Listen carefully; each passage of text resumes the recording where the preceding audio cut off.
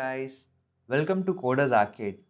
As in the previous introduction to C and C++ video, we told you that we will be starting our new playlist on C and C++. So here it is.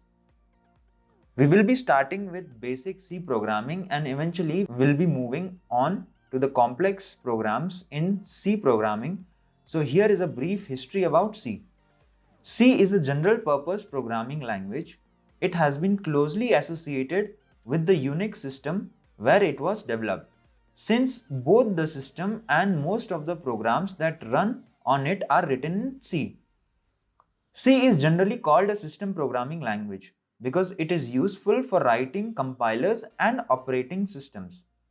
It has been used equally well to write major programs in many different domains.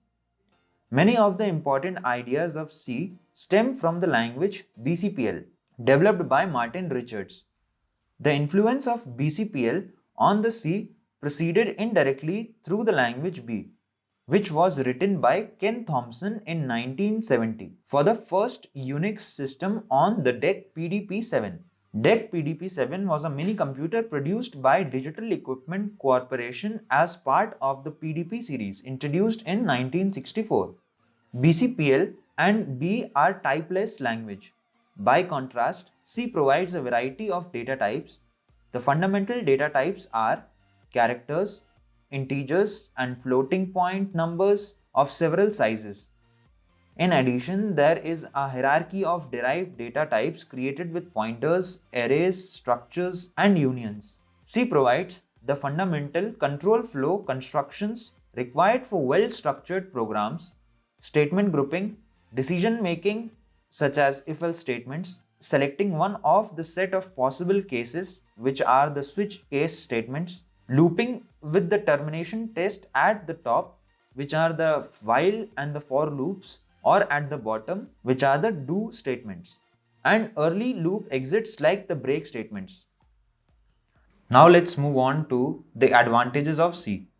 Almost all popular languages are built on top of the C language, like Python, Java, Ruby, JavaScript, and C#.